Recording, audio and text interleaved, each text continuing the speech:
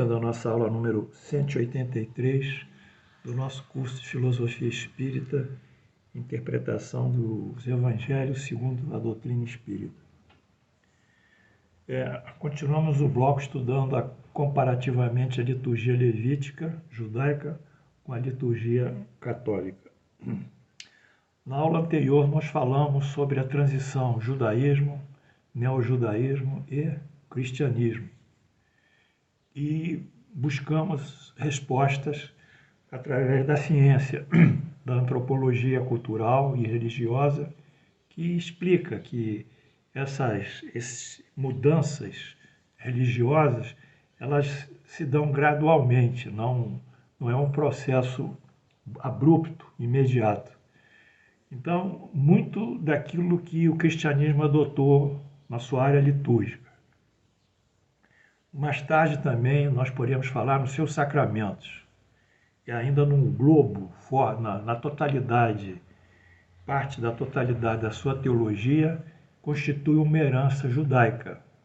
Herança essa que sofreu algumas adaptações, porque em realidade nós vimos ontem, quando Jesus surgiu, ele surgiu num ambiente judaico, quer dizer, aquela população toda era de etnia judaica. O próprio Jesus de etnia judaica, quando nós assinalamos ontem, mostrando que ele vem de 14 gerações após o rei Davi, e que seu pai José, o pai dele era Jacó, a mãe Maria. Então nós não podemos fugir desse legado étnico e cultural e religioso, embora Jesus vá transformar isso. Mas ele transforma, mas os seus discípulos, Paulo, no caso, que também estudamos, e mais lá na frente, a igreja, através da criação do papado, da transformação do bispo de Roma em papa, que deu nos anos, se não me engano, 400 ou 300, e a partir disso criou-se assim uma dogmática, todo um sistema teológico muito bem estruturado, que era revisto e é revisto através dos concílios e das ordenações papais. Então, formou-se um consistente corpo de religioso, textual e de ordem sacramental, mas que jamais pertence à doutrina do Cristo. Porque a doutrina do Cristo é do Cristo, foi o que ele propôs. Paulo propôs uma outra doutrina, diferentemente do Cristo, e a igreja mais à frente foi mudando essa doutrina, até que no Concílio de Trento ela define Jesus como Deus também, negando a própria origem de Jesus, que é um filho do Pai, como ele assinala durante diversos versículos que nós vamos ter oportunidade de ler. Mas a ênfase dessa aula, que eu queria colocar a vocês, vai ser a comparação dos cultos levíticos, da liturgia levítica, com a paulina, que vai culminar com a Eucaristia, mais à frente consolidada pela Igreja. Então vamos ao texto. Vamos ver a liturgia levítica. Primeiro, o propósito é libertar o indivíduo do sofrimento, da expiação e também buscar o perdão. Então, o propósito da liturgia é deixar de sofrer, deixar de expiar e ser perdoado. Na Eucaristia, a mesma coisa, é a remissão dos pecados, o perdão.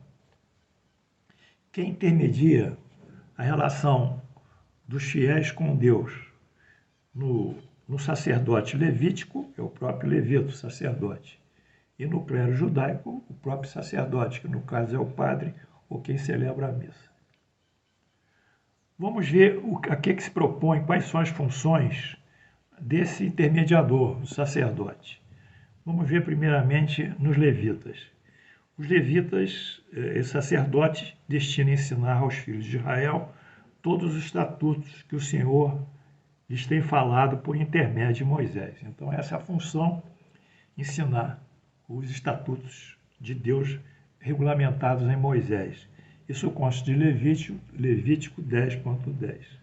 No catolicismo, realizar a Eucaristia e ensinar os fiéis as etapas que simbolicamente revivem os principais eventos ligados à vida de Jesus, que são a Eucaristia, a encarnação, a última ceia, a crucificação e morte, a ressurreição e a ascensão. Vou repetir, na Eucaristia eles redivivem a encarnação de Jesus, a última ceia, a crucificação, a ressurreição e a ascensão definitiva ao Pai.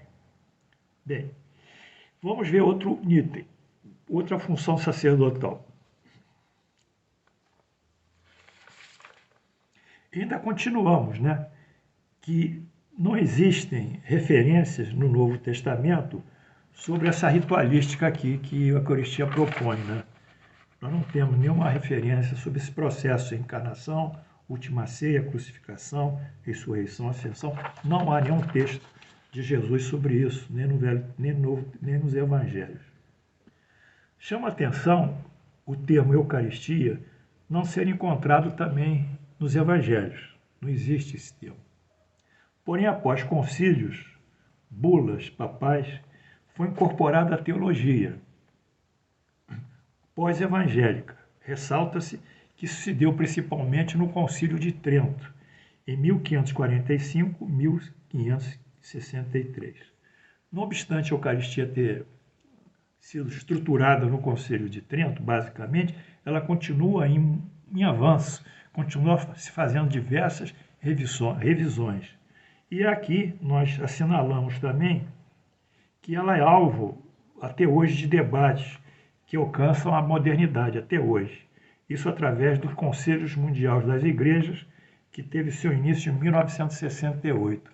Esse Conselho Mundial da Igreja pretende uniformizar a liturgia eucarística entre todos os cristãos, não só os católicos, mas como os protestantes, os pentecostais, enfim, os anglicanos e outros tantos, então.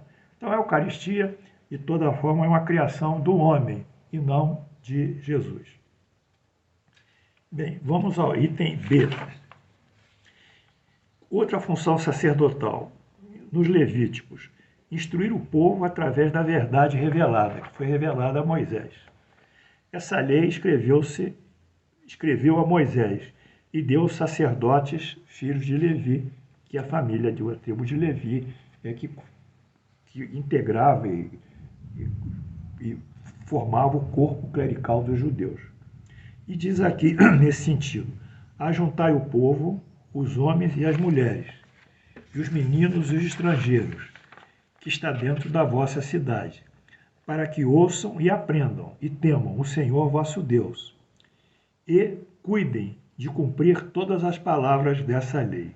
Deuteronômio 31, 9.2. Então, nesse momento, os sacerdotes, eles procuram, né, inculcar as leis de Moisés a todos aqueles, porque isso é uma necessidade religiosa do povo judeu.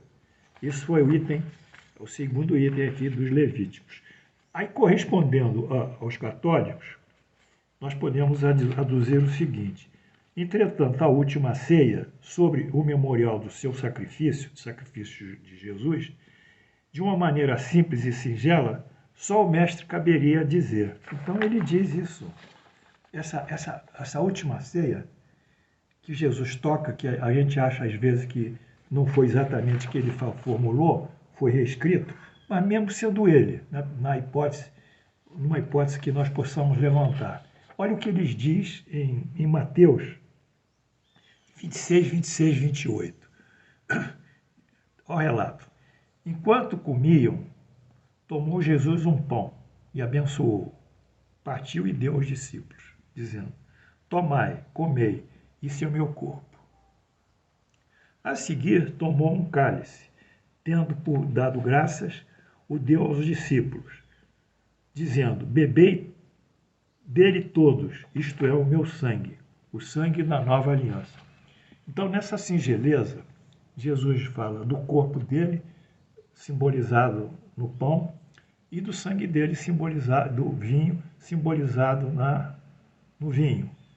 ele diz que essa relação dele, do corpo dele e do sangue dele, que é a vida dele carnal, porque o corpo ele é flesh, é carne e sangue, flesh and blood, enfim, essa memória que ele quer colocar não tem nenhum sinal de sacrifício. Não existe nenhum sacrifício em Jesus. Lembrai de mim aqui, através do meu corpo, que é simbolizado no pão, e o meu vinho e o meu sangue, que é simbolizado. Não há nenhum ato sacrificial, não há nada referente à crucificação, que ele ia ser crucificado, nada sobre a ressurreição e nada sobre a ascensão. Então, mesmo estudando esse ponto da última ceia, 26, 28, Mateus, nós entendemos que Jesus ele queria oferecer aos seus discípulos o que ele tem de melhor. Mas, mais tarde, nós vamos estudar isso de outra maneira, à luz da doutrina espírita e à luz das interpretações que cabem, e vamos entender que o pão que Jesus fala são os ensinamentos dele. Quer dizer, o que alimenta, não é o que alimenta o corpo, porque a linguagem dele é simbólica, é que alimenta o espírito. O que alimenta o espírito é a doutrina de Jesus. E o vinho, que representa o sangue, é o sacrifício que todos os seus discípulos vão ter que passar para alcançar. E que sacrifício? São as renúncias, as abnegações, as situações de buscar se afastar da materialidade da vida. É uma renúncia à materialidade do mundo. É um sacrifício para muitos. Mas nisso aqui não tem signo de morte, não tem nenhum signo de ressurreição. O sangue é justamente esse ato sacrificial, como o próprio Jesus ia dizer, eu já tinha dito, quem quiser me seguir, que tome sobre os seus ombros a minha cruz, porque o meu jugo é leve e o meu fardo é suave, o meu jugo é suave e o meu fardo é leve.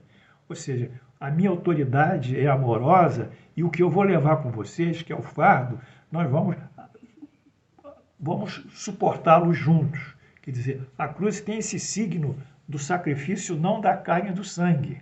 Tem um sacrifício simbolicamente das ideias e das identificações do homem, da sua dependência com o mundo material. Não que ele deixa de viver no mundo material, porque ele tem olhos, boca, tem a parte senso perceptível, ele tem que viver, tem que se alimentar, tem que trabalhar. Mas simbolicamente é isso.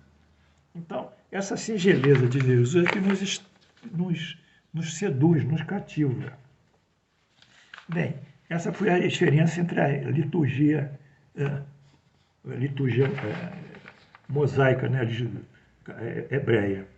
Outro item. Outra função dos sacerdotes era lidar com as enfermidades do povo. As enfermidades morais, obviamente, né? Diz aqui, estatuto perpétuo será isso entre as vossas gerações, para fazerem diferença entre o santo e o profano, e entre o mundo e o imundo e o limpo. Quer dizer, vocês vão ter que fazer uma seleção do que é a vida espiritual, do que é a vida material. Levítico 10, 10.11. E aqui, nessa relação que nós vimos, os sacerdotes católicos vão dizer, lidar com as enfermidades morais do povo.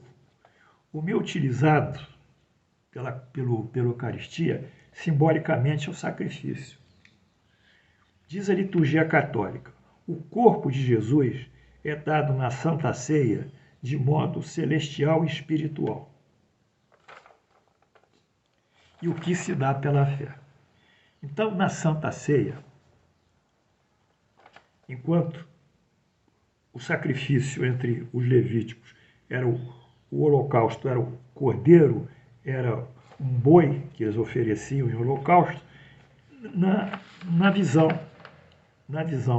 católica, é o próprio corpo de Jesus, que é dado de um modo espiritual e sacrificado, ou seja, espiritualizou-se o sacrifício, mas não suscitou-se a liturgia.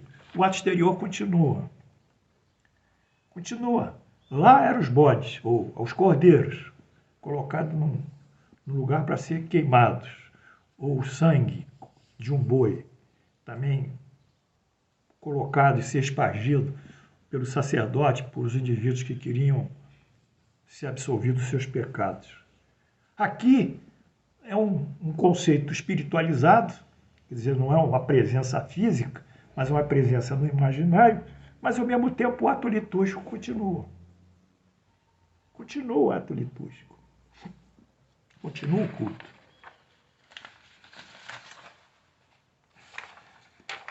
Bem, posto essas comparações entre a liturgia judaica, levítica, e a liturgia católica, nós vamos ter que falar sobre o que a liturgia, como a liturgia limita o nosso processo de autoconhecimento espiritual. É um deslocamento.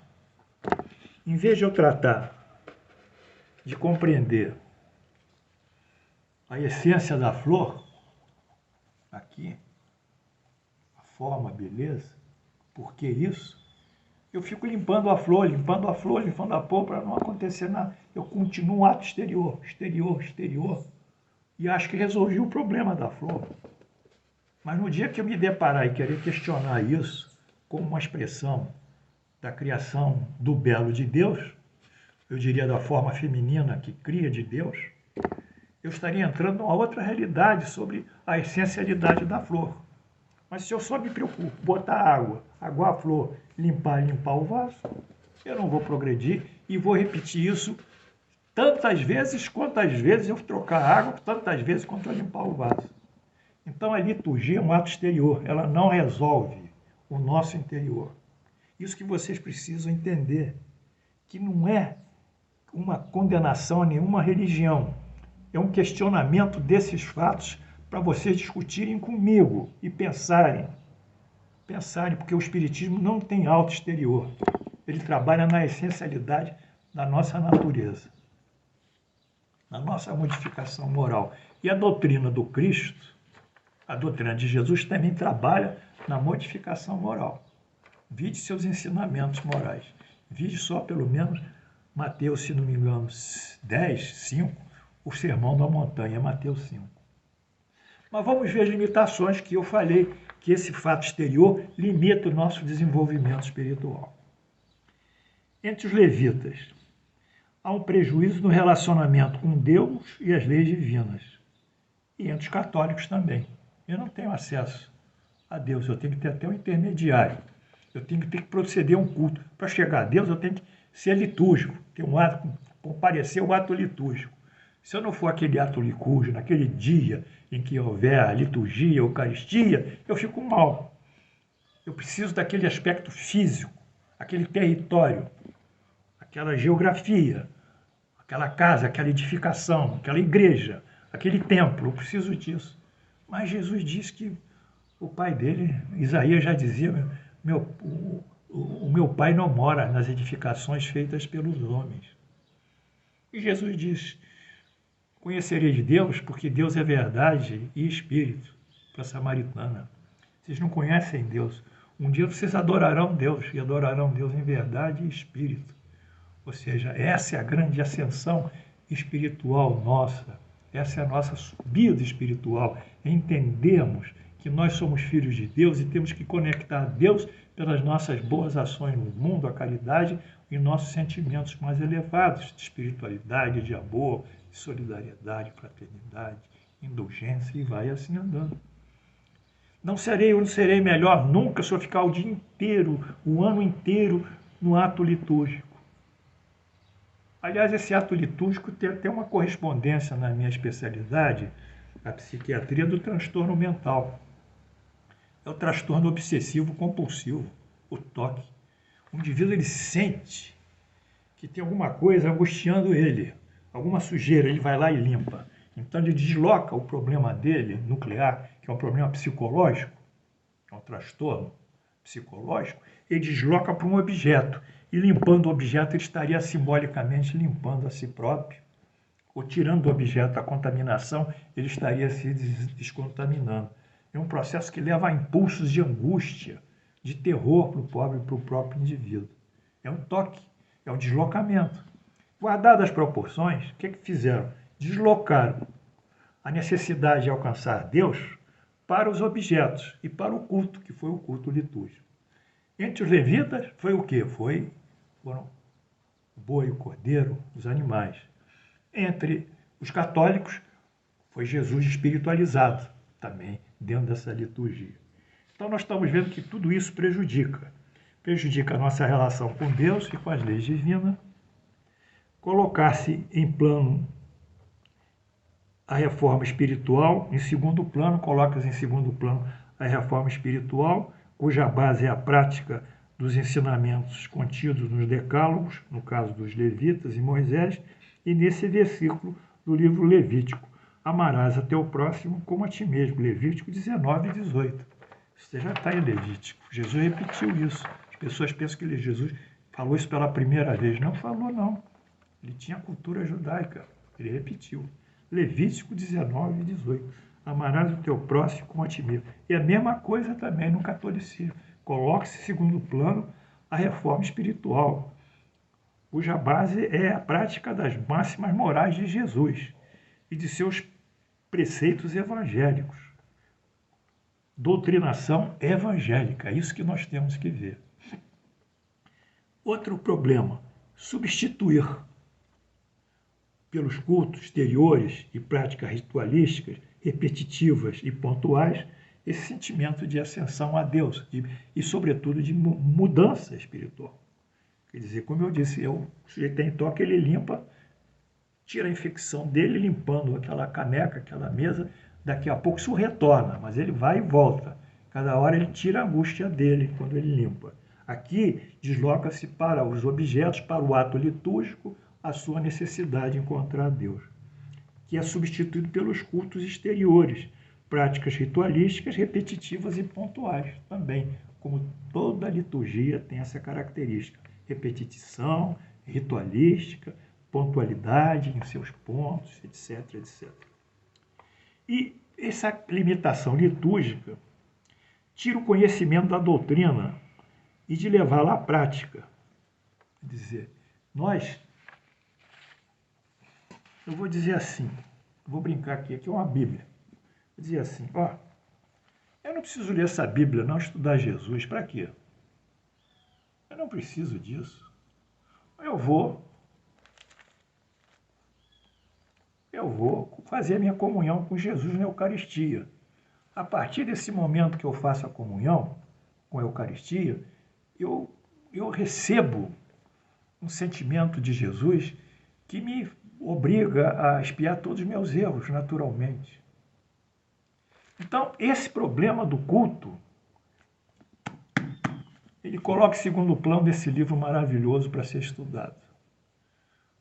Haja visto que as igrejas, etc., valorizam muito mais esses atos litúrgicos. Algumas até têm palco, né, que a gente acompanha aqui. São palcos com conjuntos musicais, com sons muito altos, com muitas cores, muitos cantores, enfim, um espetáculo. Um espetáculo teatral, um espetáculo cênico, em que dentro disso vai permeando algumas coisas ligadas a Jesus. Enfim, até a liturgia foi substituída, gozado, né? Pelos esses atos teatralescos, esses espetáculos, né? Substituíram a liturgia e pelas invocações, etc. Portanto, sem o conhecimento da doutrina do Cristo e sem levar isso à prática, a doutrina, não há progresso espiritual. Não há progresso espiritual. Era isso que eu queria passar para vocês hoje, nessa comparação liturgia levítica, liturgia católica, Eucaristia.